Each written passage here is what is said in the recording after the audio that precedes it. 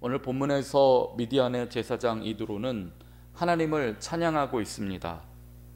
지금까지 이드로를 마귀의 하수인이라고 말씀을 드렸기 때문에 오늘 본문에 나오는 이드로의 행동은 뭐냐 하실 분들이 있겠습니다.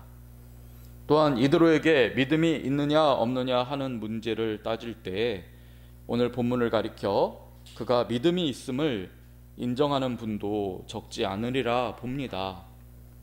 예전에 성경을 자세히 묵상하지 않았을 때에는 저도 이드로를 모세에 가까운 조력자요, 오늘의 모세를 잇도록 이끌어준 고마운 은인으로 생각했습니다. 만약 오늘 본문만 달랑 놓고 묵상했다면 우리가 이드로의 정체를 모세의 어떤 조력자나 또는 가능성이 있는 그런 인물로 보고 호감을 가지게 될지도 모릅니다. 하지만 창세기로부터 지금까지 우리가 계속 주님의 말씀을 날마다 살펴보고 있지 않습니까? 주님의 말씀은 마치 하나의 유기체와 같아서 논리적으로 연결이 되어 있습니다. 그렇기 때문에 날마다 이 말씀을 계속해서 조금씩이라도 연결해서 보게 되면은 그 말씀이 하나로 연결되어 있고 그 깨달음의 깊이가 깊어지고 범위가 점점 넓어지는 그런 은혜를 누리게 되어 있습니다. 그런 점으로 저는 새벽 기도에 참석하시는 분들과 함께 창세기부터 시작해 와서 오늘 본문에 이르기까지 그동안 말씀의 연결고리를 따라 여기까지 우리가 본문을 묵상하게 되었다는 점을 매우 감사하고 있습니다. 그리고 이러한 이 연결의 고리, 이 논리를 따라서 오늘 본문 말씀만 달랑 보려고 하지 말고 그동안의 하나님의 말씀의 그 큰 틀로 이드로의 오늘 행동을 우리가 살펴보게 되면 분명한 사실을 알게 된다고 저는 그렇게 생각합니다. 몇 년 전에 저는 어떤 이 분을 만난 적이 있습니다. 그분의 아내는 열심히 신앙생활하는 집사님이셨는데요. 남편이 하나님 믿고 교회에 나오게 해달라는 그 기도 제목으로 날마다 기도하는 분이었습니다. 매우 부유한 가정이었고 남편 되시는 분은 서울대를 나오신 수재였습니다. 한 번은 그가 운영하는 장소가 TV에 소개된 적도 있어서 사업도 무척 잘 되는 줄 알았습니다. 그러나 그 부인 되시는 분은 남편으로 인해서 날마다 마음고생이 심했고 그것이 극에 달하여서 어느 날 남편과는 더 이상 살 수 없다며 집을 나와 버렸습니다. 겉으로는 무척 행복한 가정처럼 보였지만은 부인 집사님의 마음은 상할 대로 상한 마음이었습니다. 아무튼 이 남편분은 그때 발등에 떨어진 불을 끄기 위해서 자신은 아내를 사랑하고 있고 이혼만큼은 절대로 안 된다며 저를 찾아오셨습니다. 아내의 마음을 돌려달라는 것입니다. 그때 그가 했던 많은 말들은 지금 기억나지 않지만 그날 제가 받은 충격이 있습니다. 이분은 저를 만나자마자 목사님, 제가 잠시 기도해도 되겠습니까? 하시더니 저의 양해를 구하고 기도하기 시작했습니다.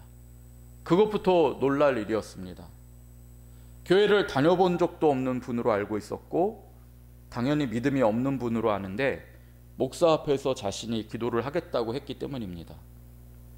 그런데 그 기도 내용을 들으면서 저는 더욱 놀랐습니다.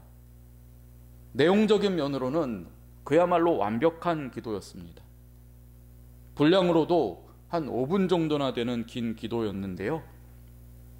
교리적으로나 신앙적으로도 누구도 의심할 수 없는 완벽한 기도였습니다. 게다가 마지막에는 예수님의 이름으로 기도하옵나이다 아멘 하며 마무리까지 완벽했습니다. 다만 제 마음 한편에서는 이렇게 완벽한 기도기는 하지만 마치 정교하게 얼굴을 성형한 사람을 보는 듯 무언가 생명력이 없고 생동감이 없다는 느낌은 있었습니다. 그러나 만약 이분이 집사나 장로라고 자신을 소개하고 이 기도를 했더라도 아무도 의심하지 않을 만했습니다.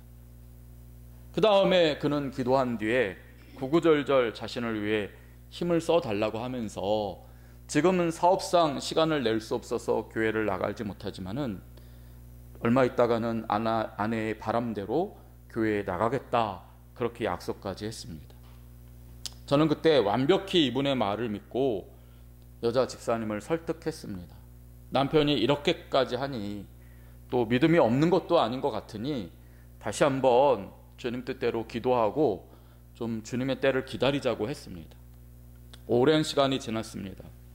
그들은 지금 어떻게 되었을까요? 남편 되시는 분은 믿음 생활을 하고 부인의 얼굴에는 기쁨이 돋아났을까요? 안타깝지만 부인 집사님도 한 달에 한 번 교회에 나오는 신세가 되더니 그 뒤에 어떻게 되었는지 모르겠고 남편 되시는 분은 여전히 사업에 바쁘다고 하십니다. 그때 알았습니다.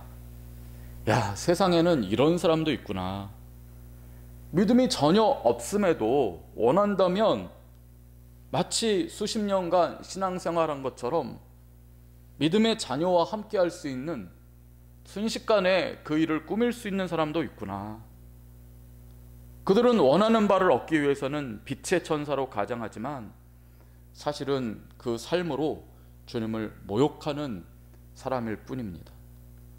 저는 그 당시 좋다고 그 남자분의 손을 잡았지만은 사실 그분의 기도는 목사인 저를 조롱하는 것이나 마찬가지였고 하나님의 영광에 먹칠하는 기도라고 할 수 있었습니다.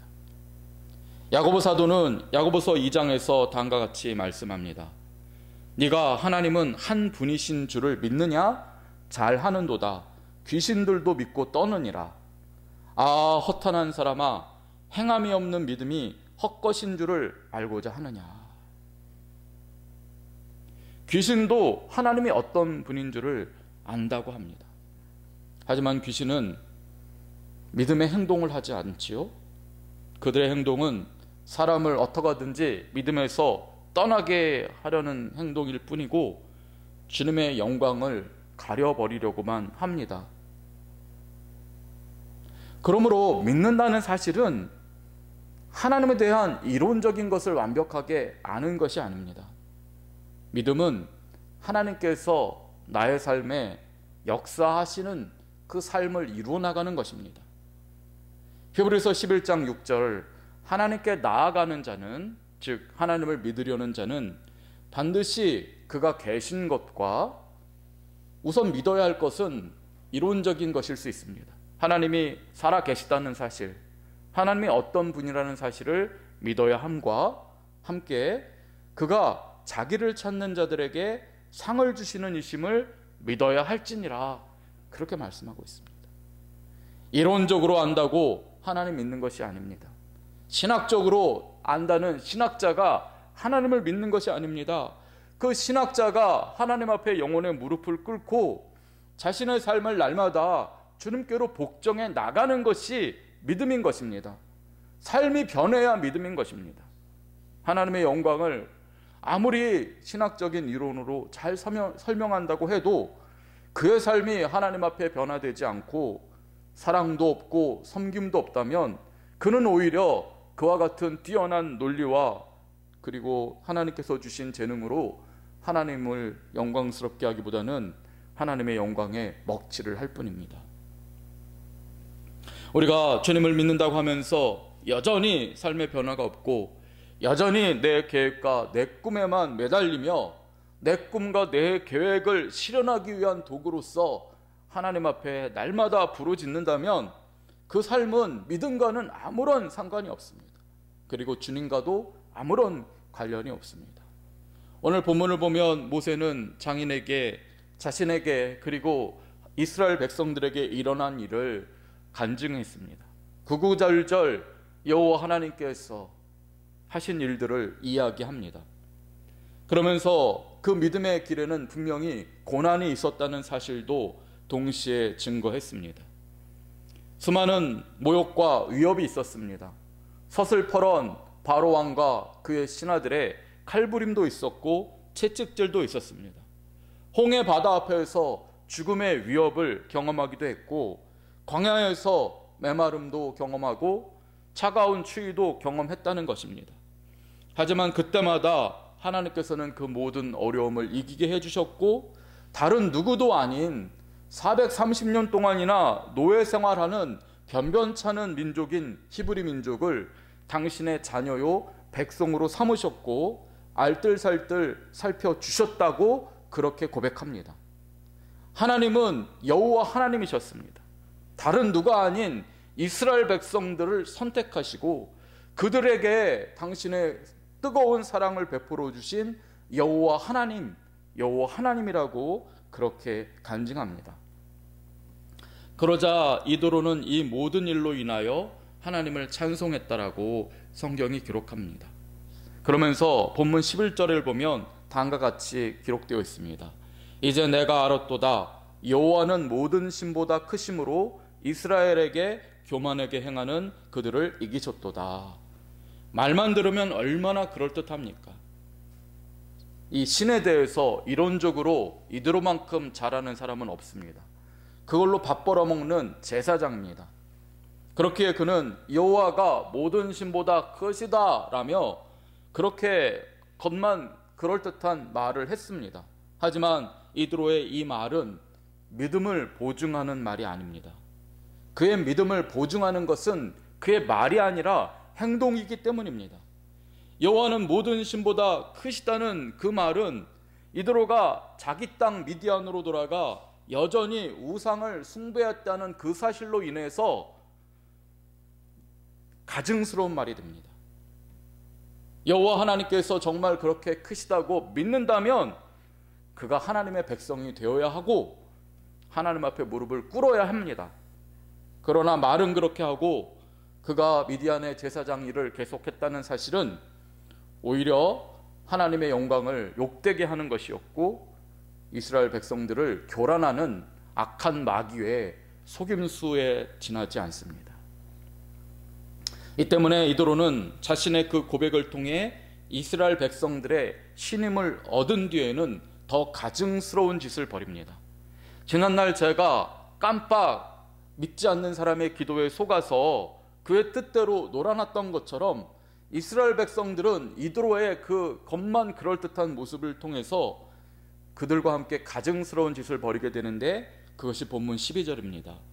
모세의 장인 이드로가 번제물과 희생제물들을 하나님께 가져오매 아론과 이스라엘 모든 장로가 와서 모세의 장인과 함께 하나님 앞에서 떡을 먹으니라 되어 있습니다. 언뜻 보면 매우 신앙적인 행동처럼 보입니다.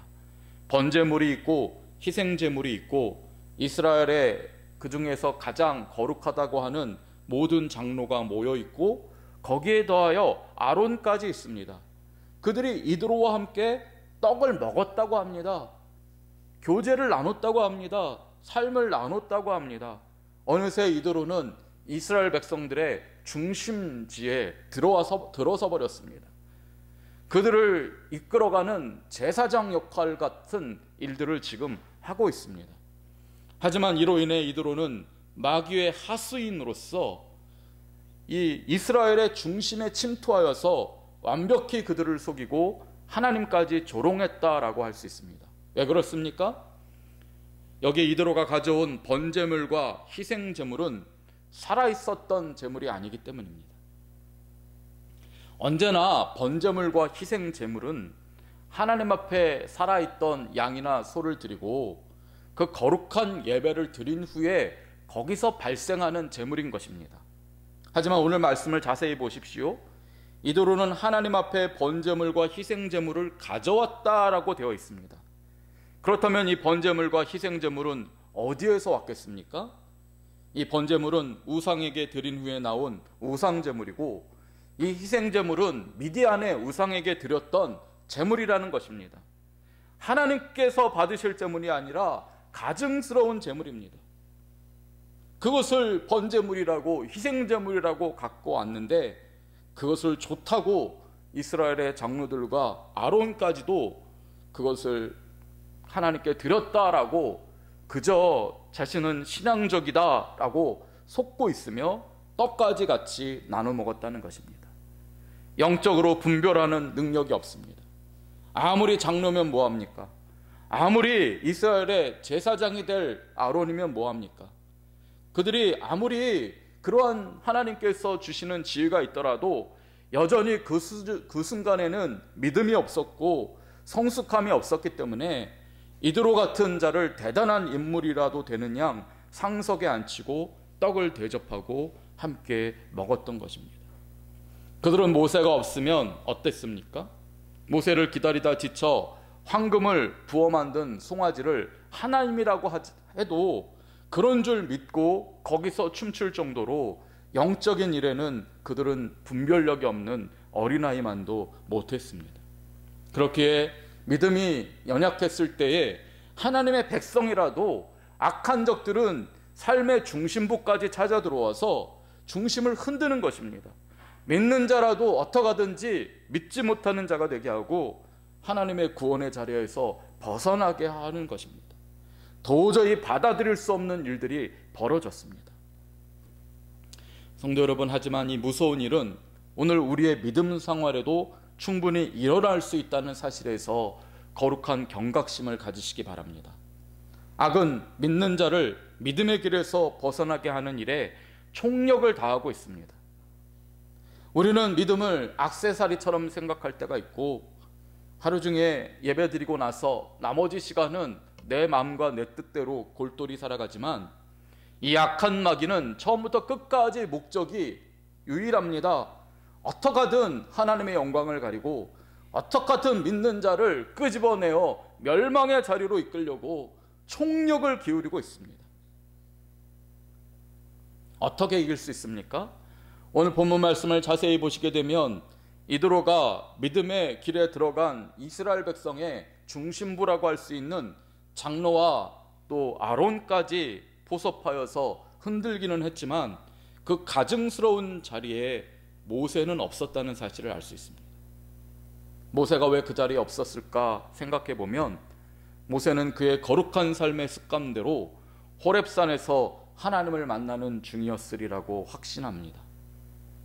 그리고 날마다 주님의 전에서 하나님을 만나는 가운데 모세는 서서히 이 악을 물리치는 거룩의 능력을 키우게 됩니다. 계속되는 18장의 말씀들을 보면 결국 모세는 이 악의 근원이라고 할 수 있는 이도로를 쫓아내게 됩니다.